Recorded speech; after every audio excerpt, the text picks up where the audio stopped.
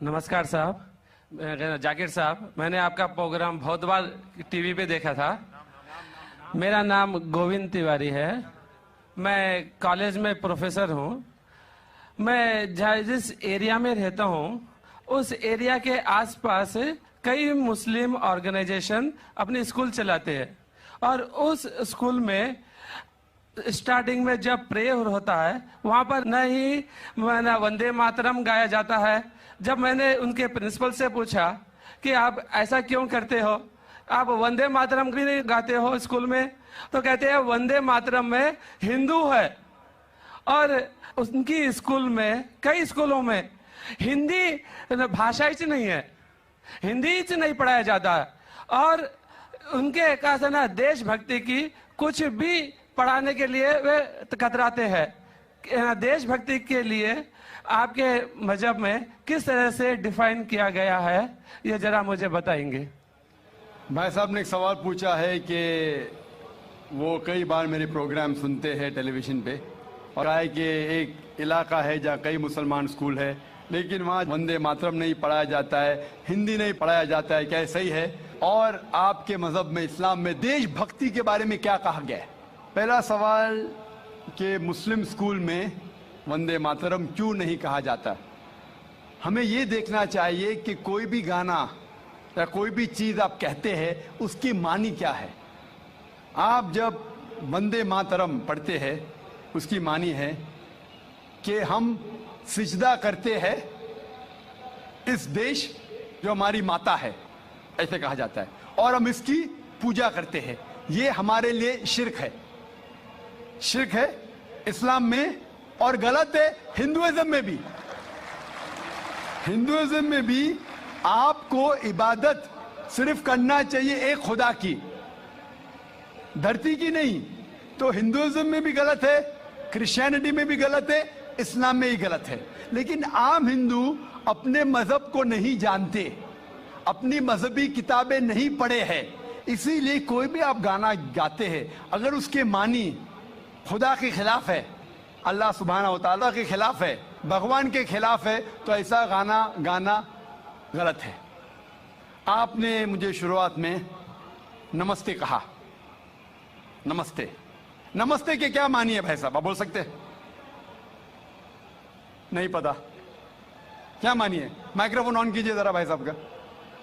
नमस्ते मतलब मैं सर झुका के मैं आपको नमन करता हूँ। हाँ, सर झुका के आप मुझे नमन करता हूँ। नमन करता हूं, सर झुका के। सर झुका के मुझे नमन करना शिर्क है, हराम है, प्रोहिबिटेड है। आप मेरे सामने भी सर नहीं झुका सकते, चाहे आप मुझसे मोहब्बत करते हैं, चाहे आप मेरी इज्जत करते हैं, फिर भी आप मेरे सामने सर नहीं झुका सकते। सर झुकाना चाहिए तो सिर्फ खुदा के सामने, अल्लाह के सामने, और मैं खुदा नहीं हूं।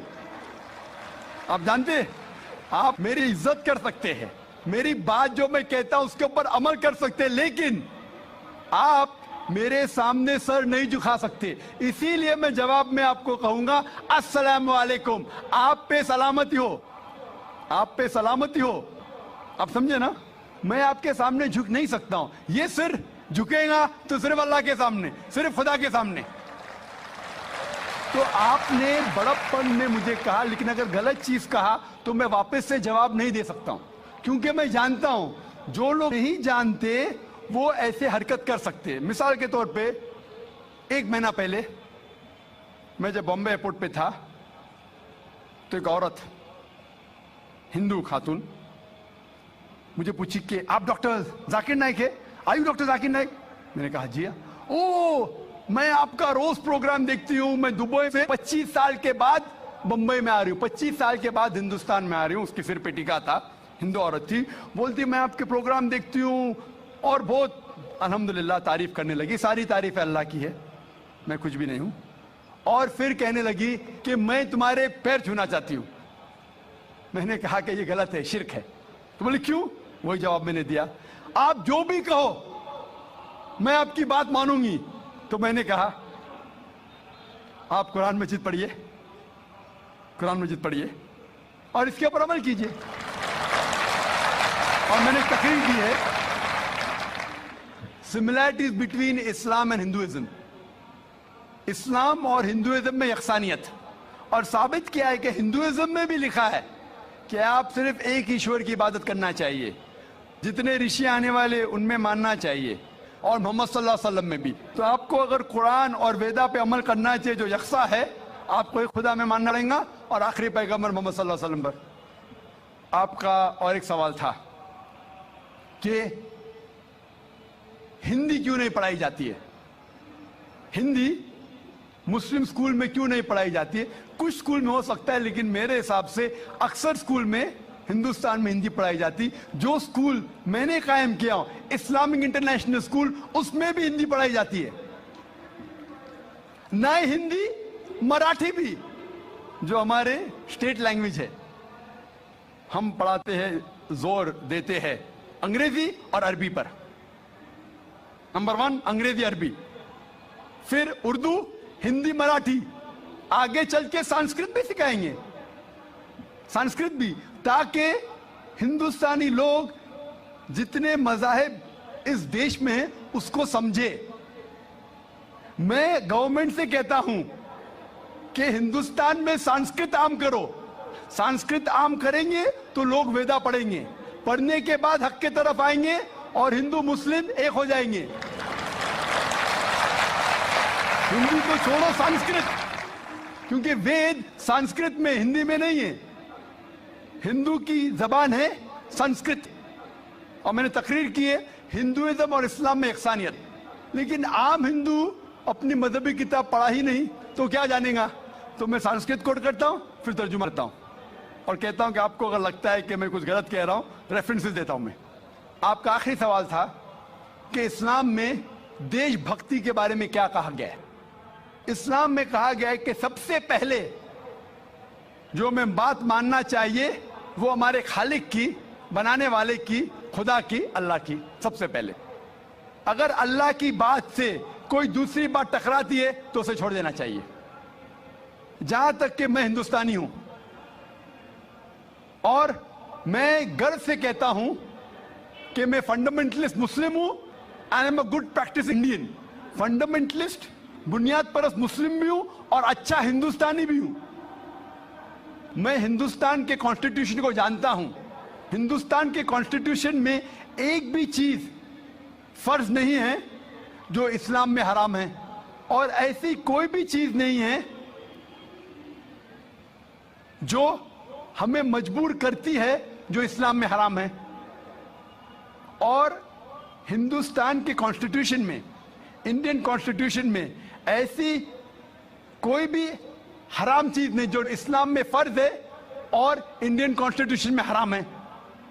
तो मैं दोनों को साथ में लेके चलता हूं। लेकिन अगर टकराव होगा, मेरे हिसाब से I can be a very good Muslim and a good Indian.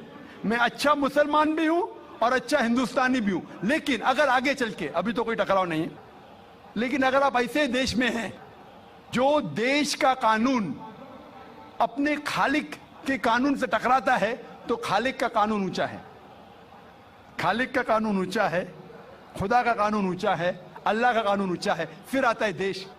देश ने हमें, ठीक है, ये देश में हम जीते हैं, देश हमारे लिए फैसिलिटीज देता है, लेकिन हमें जान किसने दी? देश ने या खालिक ने? खुदा ने दी।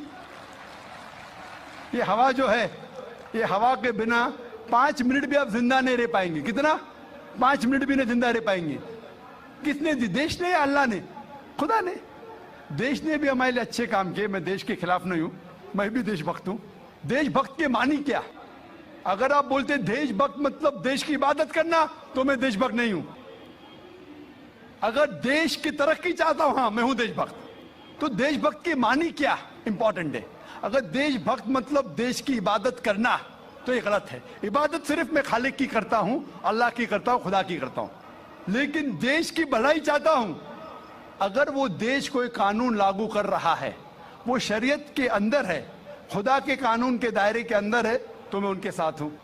कई चीजें इस्लाम में मुबाह है, ऑप्शनल है, और अगर देश उसे कहता है कि करो, तो मैं करूंगा।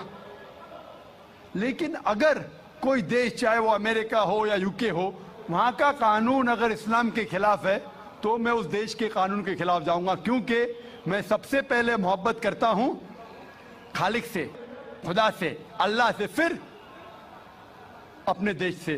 तो जहां तक के देश का कानून खालिक के कानून से नहीं टकराता है, हमें उस कानून पे अमल करना चाहिए।